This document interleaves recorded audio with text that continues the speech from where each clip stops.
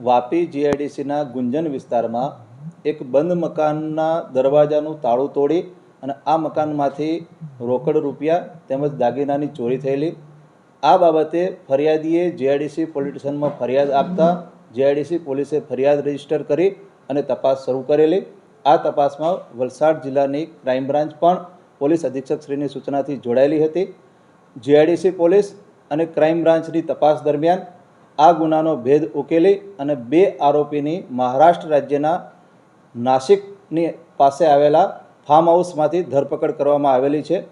પકડાયેલા જે 2 આરોપી છે એનું નામ છે રાજુ કાળમેઘ અને સોનિયા પાટીલ. આ ફાર્મ હાઉસ કોનું છે અને આ બંને આરોપી વચ્ચે શું સંબંધ છે? બંને આરોપીઓ નાસિક પાસેના ગ્રીન વેલી ફાર્મ હાઉસમાંથી પકડાયેલા છે. તપાસ દરમિયાન જાણવા મળેલું છે કે આ ફાર્મ હાઉસ પણ ઘણી કિંમતનું છે અને આ આરોપીઓની પોતાની માલિકીનું છે. સંબંધ શું છે બંને? જે બંને આરોપીઓ છે એ આરોપીમાં જે સોનિયા છે એ રાજુની સગી સાળી છે અને ઘણા સમયથી આ બંને આરોપીઓ સાથે મળી અને આ પ્રકારની ઘરફોડ ચોરીઓ કરવાની ટેવવાળા છે. આ બંને આરોપીઓ વિરુદ્ધમાં મહારાષ્ટ્ર તેમજ ગુજરાત રાજ્યમાં ઘણા બધા 10થી વધારે ગુનાઓ દાખલ થયેલા છે. સાહેબ, આ ભેદ ઉકેલવા માટે પોલીસે કેવી રીતે મદદ કરી અને કેટલા મુદ્દાઓ પકડ્યા?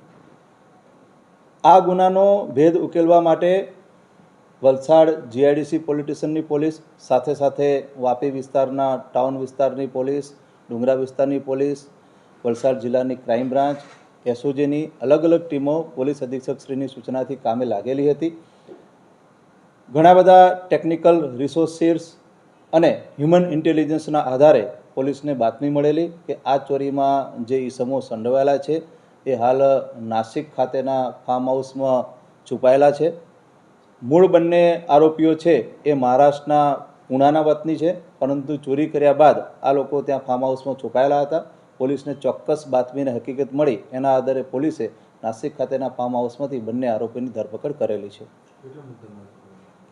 બંને આરોપીની જ્યારે પણ ધરપકડ કરી ત્યારે આરોપીઓ પાસેથી આ ચોરીમાં ગયેલ રોકડ રકમ પૈકીની 3,40,000 રૂપિયા રોકડા તેમજ આ ગુનામાં જે ચોરીમાં ગયેલી હતી રાડો કંપનીની કાંડા ઘડિયાળ એ પણ આરોપી પાસેથી મળી આવેલ છે. આ ચોરીની ઘટનાને અંજામ આપવા માટે મકાનનો દરવાજો તોડવા માટે જે સાધનો આરોપીઓ પાસે હતા એ સાધનો મળી આવેલા છે અને આ આરોપીઓ પોતાની માલિકીની ફોર્ચ્યુનર ગાડી લઈ અને વાપીમાં ચોરી કરવા માટે આવ્યા હતા. એ ફોર્ચ્યુનર ગાડી પણ આરોપી પાસેથી પોલીસે કબજે કરેલી છે.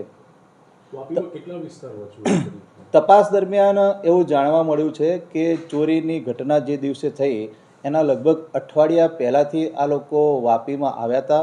વાપીની અલગ અલગ જગ્યાએ આ લોકોએ રેકી કરી હતી.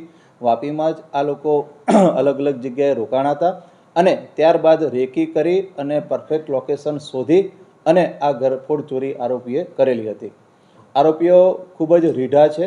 અગાઉ પણ આ જ પ્રકારની ઘરફોડ ચોરીમાં પકડાયેલા છે.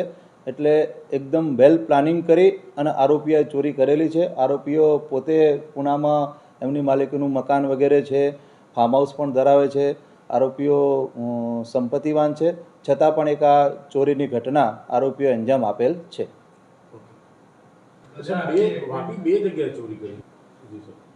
सर, एक जीजा साले की एक गैंग पकड़ी गई है, क्या पूरा माजरा है? वापी जीआईडीसी थाने एरिया में हाउस ब्रेकिंग की घटना हुई थी. उस घटना में पुलिस ने 2 एक्यूज को अरेस्ट किया है. एक्यूज का नाम है राजू कालमेघ और दूसरे एक्यूज का नाम है सोनिया पाटिल. ये जो राजू कालमेघ और सोनिया पाटिल है वो जीजा साली है और काफ़ी टाइम से ये लोग मिलके चोरी की घटना का अंजाम दे रहे हैं. इनके खिलाफ आगे भी 10 से ज़्यादा घरफोड़ चोरी के ऑफेंस रजिस्टर हुए हैं. पुलिस ने और यहाँ की लोकल क्राइम ब्रांच की टीम ने मिलके इनको नासिक के पास ग्रीन वैली फार्म हाउस से अरेस्ट किया है. इन्वेस्टिगेशन में पता चला है कि ये मूल पुणे के रहने वाले हैं. पुणे में उनका खुद का मकान है और ग्रीन वैली फार्म हाउस जो है जहाँ से उनको पकड़ा है वो भी उनकी मालिकी का है. ये लोग फॉर्च्यूनर गाड़ी लेके चोरी करने यहाँ वापी में आए थे. जब दोनों आरोपियों को अरेस्ट किया तो उनके पास से चोरी में गए मुद्दामाल पैकी 3,40,000 रुपये एक राडो कंपनी की काड़ा घड़ियाल और जो इंस्ट्रूमेंट थे चोरी के लिए और फॉर्च्यूनर गाड़ी सब आरोपी के पास से रिकवर किया गया है। अभी इन्वेस्टिगेशन चालू है। जो आरोपी राजू है, सोनिया उसकी सगी साली है। ऐसे ये साली और जीजा मिल के चोरी का अंजाम दिया है। आगे भी उन्होंने ऐसे ही हाउस ब्रेकिंग की हुई है। इस गैंग में कोई और होने के कोई चांसेस है? इस गैंग में और लोगों को भी शामिल होने की संभावना है। पुलिस इस बात पे भी इन्वेस्टिगेशन कर रही है। अभी दोनों एक्यूज जो है वो रिमांड पर है। आगे की इन्वेस्टिगेशन चालू है। मकान को कैसे टारगेट करते थे? इन्वेस्टिगेशन में पता चला है कि ये जो दोनों एक्यूज है ये घटना के एक हफ्ते पहले से वापी में आए थे। वापी के अलग अलग जगह की उन्होंने रेकी की थी और रेकी करने के बाद ये मकान जो काफ़ी टाइम से बंद था उसको आइडेंटिफाई किया और फिर वो मकान के दरवाज़ा तोड़ के उसमें गरफोड़ चोरी की हुई।